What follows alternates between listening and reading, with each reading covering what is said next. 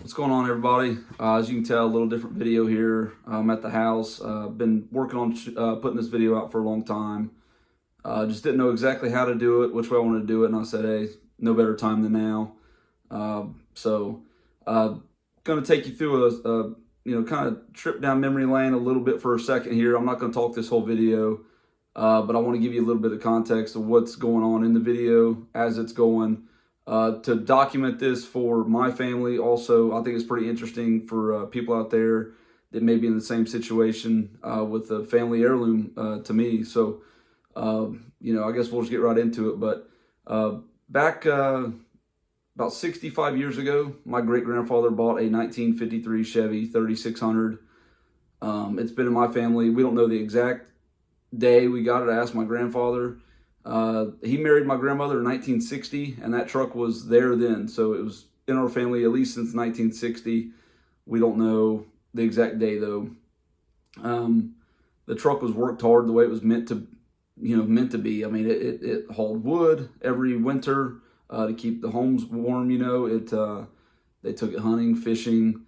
My grandfather was a home builder, woodworker, electrician, plumber, a real man's man. Just about anything you can do with your hands, he did it. And that truck served him and my great grandfather and my grandfather both for decades. And 2 years ago, we lost my grandfather. I always knew I was going to get the truck. The plan was for me to end up with it and for it to end up with my son, my son would be fifth generation. But I couldn't get the truck until my grandfather, up until he got too sick, I guess, to use it. He used it still. I mean, it was worked up until about probably 2 years ago. It was still worked. Definitely not a hot rod truck or anything like that. Just a work truck. That's what it was used for.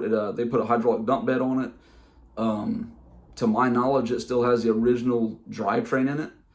Motor, transmission, the whole deal. Which is pretty crazy. Really well cared for as far as that goes. Like I said, it was used as a truck. So they didn't care too much about the body and the paint and that kind of stuff, interiors, mainly just keep it running good and use it for what they needed it to be used for. So, fast forward, we ended up going in June of 2024. The truck is from Kansas. It was sold new in Kansas, lived its whole life in Kansas. For you guys that know, or maybe you don't know, I'm in Ohio, so we had to drive clear out there. It was about 13 hours one way to get the truck, so we just kind of turned into a little journey deal, went out there and ended up bringing it back. So in this video, I want to kind of, show you guys some of that trip. I don't have a bunch of crazy depth video about it, just some, because we kind of, went out and enjoyed our time with family and, didn't have a whole lot of time to film, I guess. But I did want to, document this history for my family going forward. And I think there might be some people out there that might find it to be a pretty cool video, pretty cool truck. Like I said, it's been in our family a long time. And it's going to be on my channel quite a bit because we've got some plans for it. Not sure yet exactly what the plans are going to be, and I also don't want to say too much about the plans because we're unsure exactly what direction we want to go with it, but that'll all be later on. But in this video, I want to document, we're going to go get the truck, get it home safe to Ohio, and then, see if we can get the thing running and possibly driving. So, but yeah, that's the story of it. If you guys have any, comments or whatever, make sure you leave them down below because this is a pretty special video to me and my family. So without further ado, let's get right into it.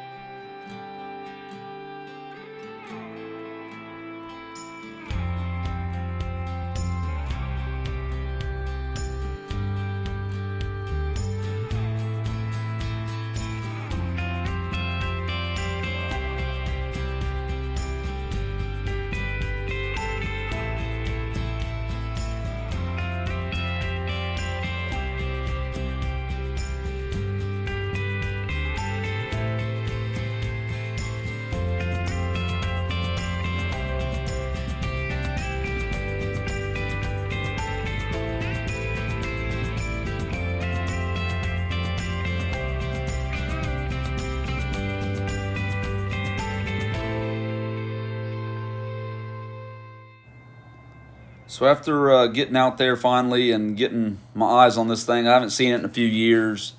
We decided to call a shipping company instead of trying to bring it back ourselves. And we gave the guy strict instructions on how to go. And don't you know, he didn't listen to us, and he buried his truck in out there in the deep end. It's like 8 inches of mud.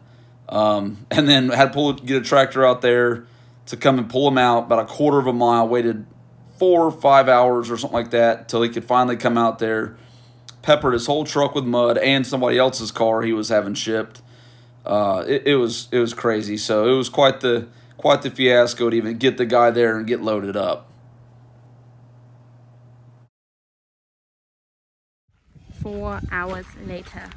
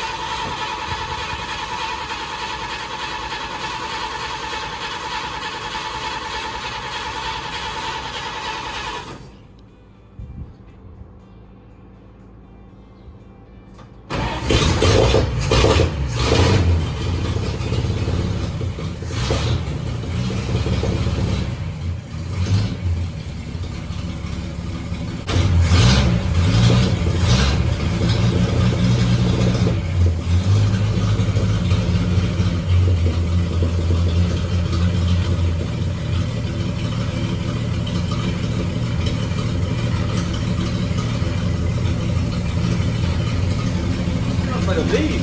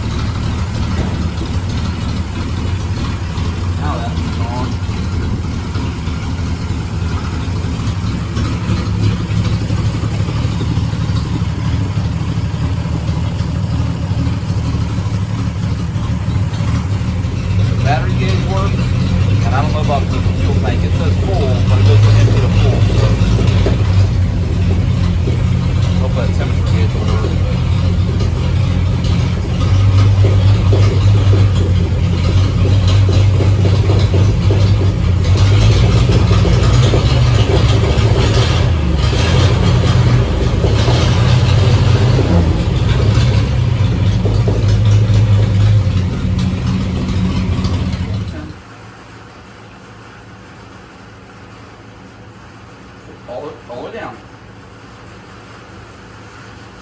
Which one are you hitting? Push all the way in. All the way. Go. Bang. Give a little gas. A little bit.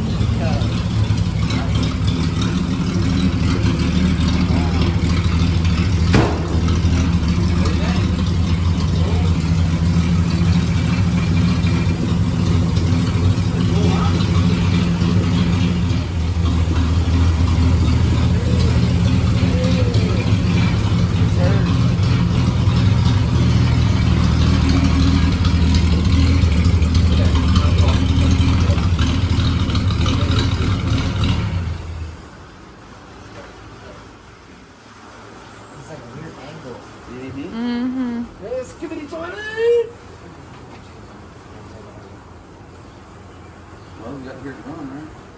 You can do it. Lift the battery out. You can do it. I cannot do it. I'm not sure I can. That's in a tough spot, man. Miles, do you want to try it? I could go from like Try a to top lift it. angle. I could probably lift it up, out, but it's not from a top angle. It's from an awkward angle like that.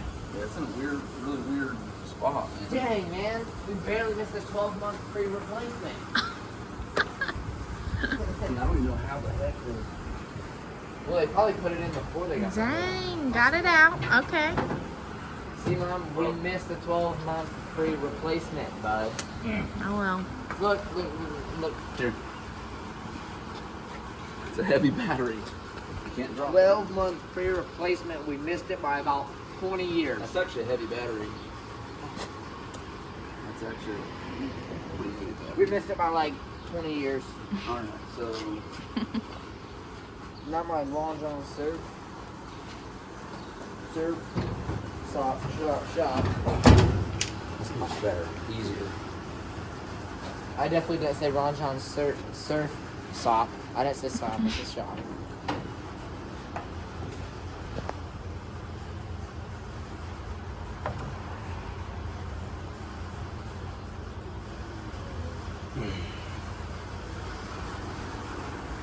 Very Nice. intense, but So still running?